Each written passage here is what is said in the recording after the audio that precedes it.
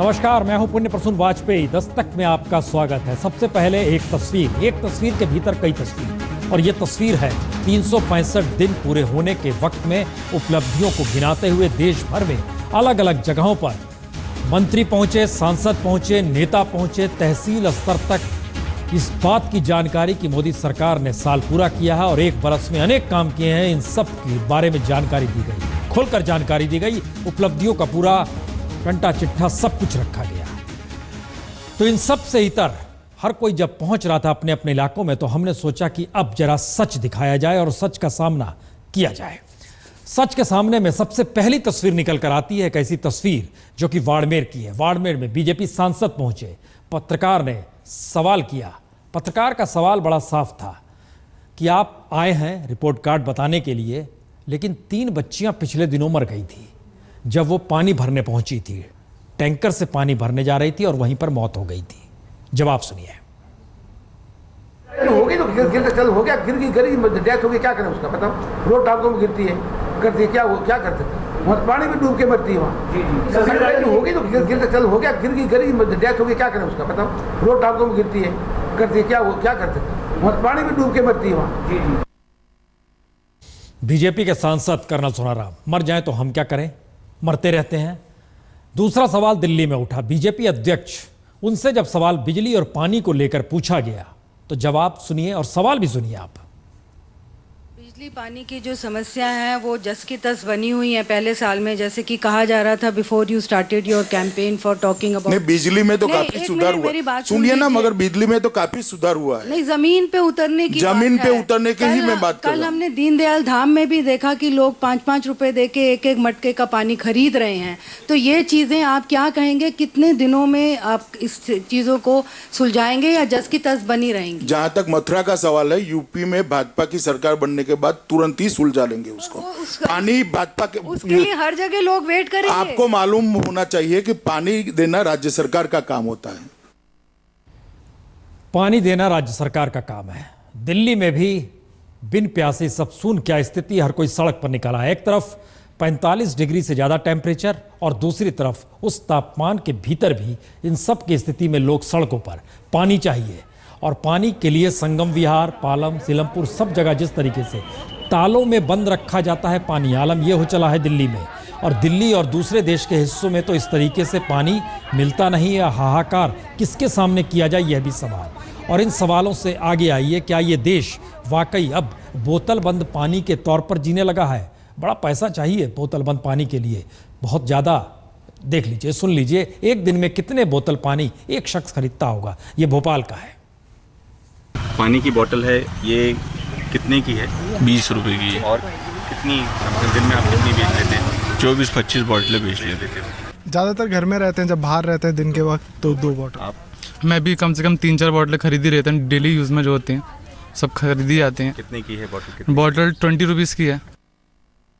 इस देश की एक बड़ी त्रासदी है, विकास के लिए अट्टालिकाएं खड़ी हो जाती हैं लेकिन इंफ्रास्ट्रक्चर पहुंचता नहीं और पानी वहां पर पहुंचता नहीं। दिल्ली के भीतर ही वसंत विहार कॉलोनी एक वक्त बिना पानी के ही लोग बस गए, पहुंच गए और गाड़ियों में पानी के डब्बे ले लेकर निकलते थे और खरीद कर लेकर आते थे। द्वारका कुछ इसी तरीके से बसा। स्थिति पानी को लेकर देश में विकट है। लेकिन लौटते हैं दोबारा सच के मद्देनजर। 3 सवाल आज बीजेपी अध्यक्ष की प्रेस कॉन्फ्रेंस में महत्वपूर्ण तरीके से उठे और तीनों का जवाब भी आया। आपको ये मालूम होना चाहिए, उसके लिए हमें 370 सीटें चाहिए। अगर भारतीय जनता पार्टी की सरकार ये नामों की घोषणा करती है तो जो ट्रीटी है, इंटरनेशनल ट्रीटी है, उसके तहत आगे कोई सूचना भारत की सरकार को नहीं मिलेगी। वो पाकिस्तान पर निर्भर रहता है हमारा ब्लो आउट रहना।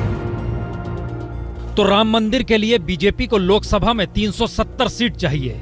कालाधन रखने वालों के नाम बता देंगे तो दूसरे देश बाकी सूचना देना बंद कर देंगे। और पाकिस्तान से नरम गरम रिश्तों के पीछे पाकिस्तान की ही हरकत है। दरअसल बीजेपी अध्यक्ष के ये तीनों तर्क, तीनों मुद्दों को या तो ठंडे बस्ते में डालने के लिए काफी हैं या फिर 1 बरस पहले के वायदों से मुकरने के लिए दिए गए तर्क हैं।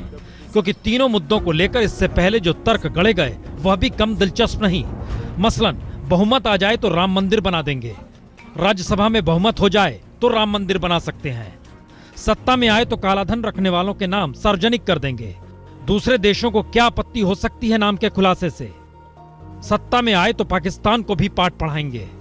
और आतंकवाद को आश्रय देने वाले पाकिस्तान से कूटनीतिक रिश्ते कैसे? यानी सत्ता में आने के बाद राम मंदिर निर्माण, कालाधन छुपाने वालों के नाम और पाकिस्तान को भारतीय सेना पाठ पढ़ा सकती है। कमोवेश यही भाषा लगातार कही गई।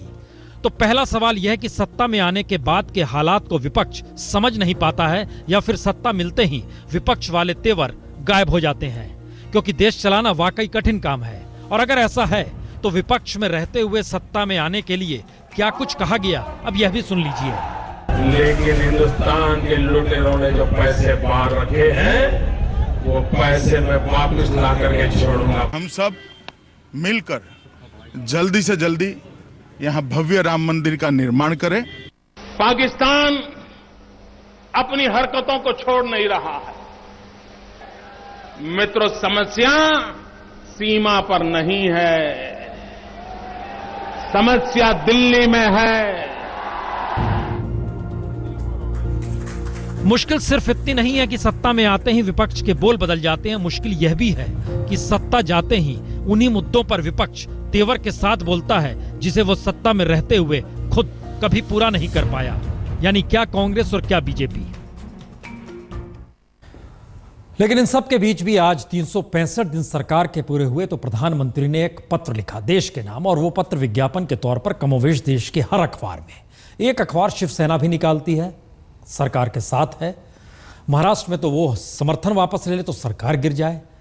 लेकिन इन सब के बीच भी उसी पत्र को विज्ञापन क्यों नहीं मिला और उसी पत्र ने उतनी खुशी जाहिर क्यों नहीं की? साल तो उसका भी पूरा हो रहा है। मुंबई और महाराष्ट्र के सभी प्रमुख मराठी अखबारों में नरेंद्र मोदी सरकार का 1 साल पूरे होने पर प्रधानमंत्री के एक खत के रूप में इश्तेहार छापा गया था। लेकिन लगता है कि सरकार बीजेपी की सहयोगी पार्टी शिवसेना के मुखपत्र सामना को भूल गई, क्योंकि सामना में यह इश्तेहार नहीं छापा गया। वहीं दूसरी तरफ लगता है कि शिवसेना को भी नहीं लग रहा है कि मोदी सरकार के कार्यकाल में अच्छे दिन आ रहे हैं। उन्होंने भी उस पर कुछ खास टिप्पणी करना उचित नहीं समझा है। और उनके अखबार में मोदी सरकार का 1 साल पूरे होने की खबर केवल 2 कॉलम में आकर सिमट गई है। सामना के एडिटोरियल में भी उसका कहीं भी कोई भी जिक्र नहीं दिखाई देता।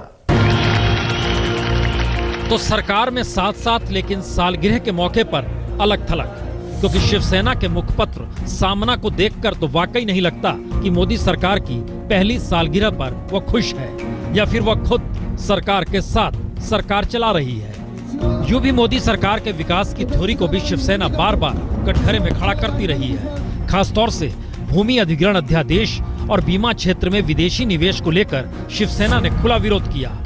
इसके अलावा महाराष्ट्र में जैतपुर में परमाणु संयंत्र को लेकर भी शिवसेना मोदी सरकार से खुश नहीं है। लेकिन बीजेपी को फर्क नहीं पड़ता, मौका सालगिरह का है तो वो बेफिक्र है। इंदिरा जी ने नारा दिया था गरीबी हटाओ का, और लोगों ने चुनाव में उनको वोट दिए, जीत कर तो आई लेकिन गरीबी नहीं हटी।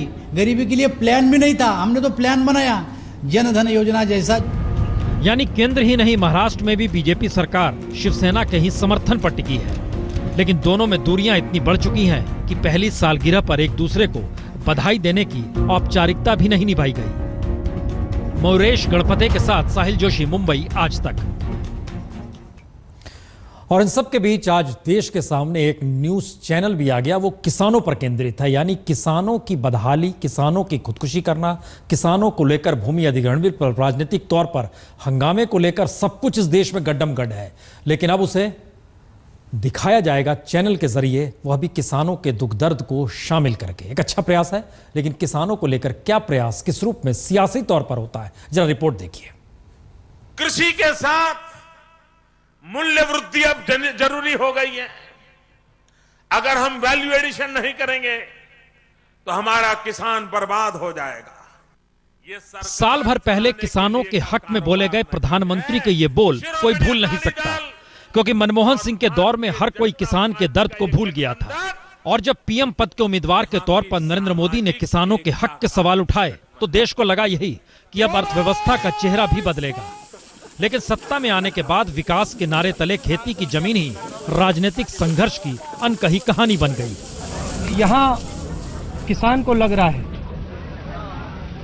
और मजदूर को लग रहा है कि सरकार ने उसको बिल्कुल छोड़ दिया है। हमारा किसान आजादी के 60 साल के बाद परेशान क्यों है? भाइयों बहनों, किसान मेहनत करना जानता है, उसे अवसर मिलना चाहिए। और अब राजनीतिक तौर पर तर्क जो भी गढ़े जाएं, लेकिन सच यही है कि किसानों के अच्छे दिन कैसे और कब आएंगे, ये सवाल किसी भी सत्ता के लिए कभी जरूरी रहा ही नहीं। अगर जरूरी रहा होता तो आर्थिक सुधार की शुरुआत कृषि से होती। SIZ की तर्ज पर SAZ यानी विशेष कृषि क्षेत्र के बारे में सोचा जाता। कृषि क्षेत्र में सामुदायिक प्रबंधन की व्यवस्था होती, यानी पानी पंचायत से लेकर बीज बैंक और संकट योजना से लेकर अनाज भंडारण को लेकर किसान विशेषज्ञ कृषि विद्यालय और तो और किसानी करती महिलाओं को भी इससे जोड़ा जाता। लेकिन देश की समूची व्यवस्था ही निजी क्षेत्र के मुनाफे और उससे बची पूंजी से किसानों के लिए राहत पैकेज पर इस देश में आ टिकी है। और असर इसी का है कि प्रधानमंत्री चीन जाकर भी जो $22 बिलियन के समझौते करते हैं, उनका खेती से कोई जुड़ाव नहीं होता, जबकि चीन से टक्कर लेते वक्त कोई सत्ता कभी सोच ही नहीं पाई कि चीन ने अपने आर्थिक सुधार की शुरुआत ही खेती से की थी। 1978 से 1984 के बीच मैं 6 बरस में उसने दिखला दिया कि खेती के जरिए देश कैसे खुशहाल हो सकता है। और असर इसी का है कि भारत से खेती की कम जमीन होने के बाद भी चीन में कृषि पैदावार भारत से 2.5 गुना ज्यादा है। चालू वर्ष में भारत में 251 मिलियन टन उत्पादन हुआ तो चीन में 600 मिलियन टन। यानी किसी भी सरकार के पास ये सोच नहीं है कि खेती करते हुए किसान की आय भी अच्छी हो सकती है और जीवन भी बेहतर हो सकता है और किसान का बेटा भी किसानी कर सकता है। लेकिन इन सब से हटकर इस बहस के बीच आज सरकार ने किसान चैनल भी लॉन्च कर दिया। सरकारें कितनी संवेदनशील हो ना हो, लेकिन पत्रकार संवेदनशील होता है। ये जिक्र हम आज इसलिए कर रहे हैं क्योंकि दस्तक में ही तकरीबन 1 महीने 5 दिन पहले हमने एक रिपोर्ट दिखाई थी। किसान ने खुदकुशी कर ली, बेटी के हाथ पीले होने थे, हो नहीं पाएंगे क्योंकि घर में रुपया पैसा कुछ भी नहीं। एक पत्रकार ने उस रिपोर्ट को देखा, पहल शुरू की। जरा आज आप इस रिपोर्ट को देखिए, समझ जाइएगा। इसीलिए मुलायम हो, राहुल हो या प्रधानमंत्री मोदी, किसे पता होगा कि फूलपुर के करनाईपुर गांव के प्यारेलाल ने आत्महत्या इसलिए कर ली क्योंकि फसल बर्बाद हुई तो बेटी की डोली के घर से उठने का संकट मंडराने लगा। यह खबर 20 अप्रैल को आज तक के इसी बुलेटिन में दिखाई गई थी, दस्तक में ही। खेती तबाह हुई तो पिता ने खुदकुशी कर ली और बेटी के सामने संकट आ गया कि अब तय शादी होगी कैसे, क्योंकि घर में न दाना पानी न रुपया पैसा। और 22 मई को जब बेमौसम बारिश से बर्बाद किसान प्यारेलाल की खुदकुशी के बाद बेटी सीता की शादी का मंडप सजा तो लगा तो यही कि सूबे की सरकार मदद के लिए आगे आई होगी। लेकिन हमारे रिपोर्टर ने जब पता किया तो सच कुछ और था। दरअसल आज तक में दस्तक की इस खबर को देखने के बाद दिल्ली के कुछ पत्रकारों ने इस खबर को देखा और उन्हीं पत्रकारों ने इलाहाबाद के इस गांव में पहुंचकर सीता की शादी कराने का बीड़ा भी उठाया। सीता के घर में कमाने वाला कोई दूसरा नहीं था, लिहाजा दिल्ली से आई इस मदद का शुक्रिया उसने भी कहा। बाहर से आए थे। लेकिन हमने आज तक पे ये न्यूज़ देखी, पुण्य प्रसून वाजपेयी जी ने ये स्टोरी कवर की थी, तो उसको देख के हमें लगा कि ये मदद करनी चाहिए। तो हमने वहाँ से लोकल विमल श्रीवास्तव जो है इन्होंने स्टोरी भेजी हुई थी, तो उनसे नंबर लेके जब हमने पूछा तो फिर प्रधान जी जो हैं यहाँ के वीरेंद्र प्रताप जी, उनसे बात की। फिर यहाँ आए तो हमें लगा कि इन लोगों को बहुत ज़रूरत है और उन्होंने लड़की की शादी तय कर रखी है और किसान की आत्महत्या की वजह से पता नहीं कैसे होगा। तो पिता की खुदकुशी से शादी के दिन तक 1 महीना 5 दिन का वक्त सीता ने आशंकाओं में ही काटा, क्योंकि घर में माँ और छोटी बहन के अलावा कोई दूसरा ऐसा था नहीं जो शादी का इंतजाम करता और उसके बाद घर परिवार की रोजी रोटी का जुगाड़ कर पाता।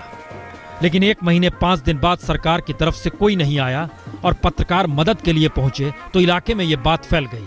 सरकार भी शायद नींद से जागी और बहुत तेजी से उसने शादी के दिन ही 25,000 रुपए का चेक SDM के जरिए घर पर पहुंचा दिया। शासन की तरफ से आज जो है 10 बजे चेक द्वारा पैसा प्राप्त हुआ, जो कि चेक आज नहीं भज सका। वो काफ़ी ग्रामीण बैंक यहाँ है, भज भी नहीं सकता आज, लिहाजा पैसा तो मिला नहीं। भैया लोग आए हैं, इन्हीं लोग मदद किया, कुछ गांव वाले मदद किए। तो सवाल संवेदनशीलता का भी है और जंग खा चुके सिस्टम का भी।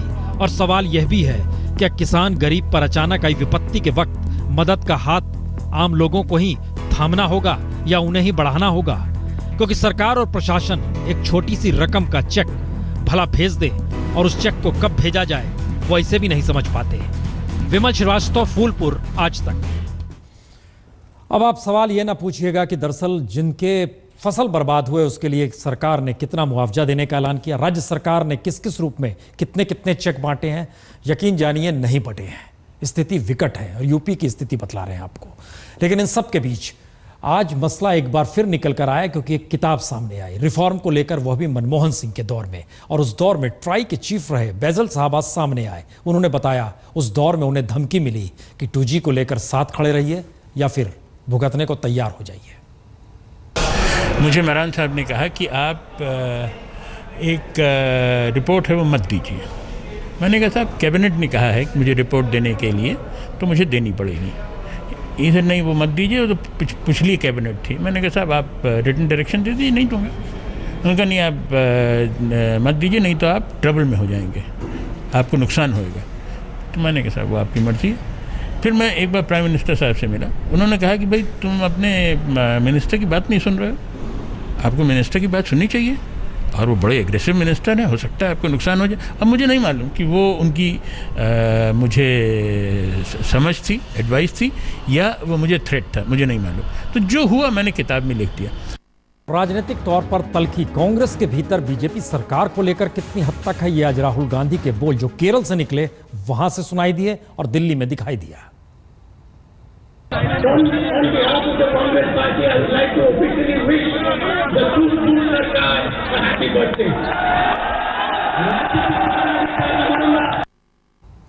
यह बधाई केरल से आई, लेकिन दिल्ली में पर्चा निकाला गया, पुस्तिका निकाली गई, उसमें कई कई नारे लिख दिए गए और उन नारों के मजमून में सरकार को सीधे निशाना बनाया गया। सूट बूट सरकार, जमीन लूट सरकार, गरीबों से नहीं कोई सरोकार, उद्योग ठप, ठंडा व्यापार, बड़बोले भाषण, झूठा, ये तमाम चीजें लिखी गई। लेकिन इन सब के बीच दिल्ली नहीं बल्कि देश का मिजाज गर्मी को लेकर कम से कम जबरदस्त तरीके से गरम दर गरम की दिशा में बढ़ते हुए कदम है। और अगले मौसम विभाग के मुताबिक अगले 24 घंटों में और गर्मी रहेगी। 4 तस्वीरें स्क्रीन पर देखिए, जिस तरीके की गर्मी लगातार बढ़ रही है। और दरअसल मौत का आंकड़ा इन सब के बीच 1100 पार कर गया है। और ये एक देश के भीतर की बड़ी त्रासदी है कि इतनी जबरदस्त गर्मी और इन सब के बीच लगातार होती मौत। तो दस्तक में इतना ही, लेकिन दस्तक के बाद लौटेंगे तब बात होगी ऊर्जा मंत्री पीयूष गोयल जी से।